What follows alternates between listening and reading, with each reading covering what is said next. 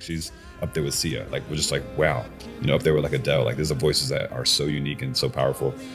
And so I learned a lot. Like, okay, you don't need a big star. You just need a good voice. You need someone that can carry a record. And how do you know if an artist can carry a record? Was that how do you know? Yeah. Well, back then you needed you just hear a voice and you're like, okay, I can manifest this into something great because I'm the artist, right? I'm like a producer. It's my project. So you just think of it as a tool, like having John Mayer play a record. Like your singer's like not the real star, but it's like part of the music you're making.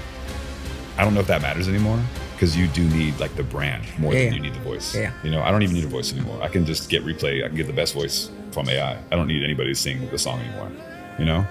And that's going to be the future of music, honestly. We're not going to have anybody, even the older guys who are singing, I don't need, you know. Don't you think I think the next generation will accept AI more and more. I feel like there's going to be a bit of pushback from ours. There already is pushback. I remember like, I was like, Anthony, whatever his name is, that music critic. Fantano. I don't know if I left a comment on him yesterday, but he had this thing where he's like suing Suno and Udio.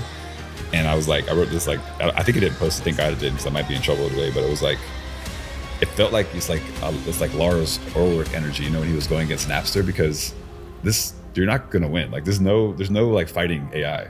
There's literally like you have to just work your best to be the best at it right now. There's like you can you're wasting your time. It's like you're just wasting a year being like because everybody else is gonna just use it, not give a fuck of what you think. You know, the best music's gonna be used that way. And I've been doing. It's kind of like when people started using samples or even Splice. There was a big mad about that Splice. People are like mad about that. Then like you have songs like Espresso that are like 2 Splice loops. Like do you even like what we are? It's proven every time. Like technology wins. Like the people's attitudes and the people's pushback always ages out pretty badly. You know, like you have to make it so that you understand the customer and the accessibility is what's always going to be triumphant. Like you're never going to be like, I'm going to choose the artistry and the hard work. You can talk that all you want. Some people will love that, but 99% of people are going to just want to love like the best product, made the quickest, made the cheapest. That's what the American economy is.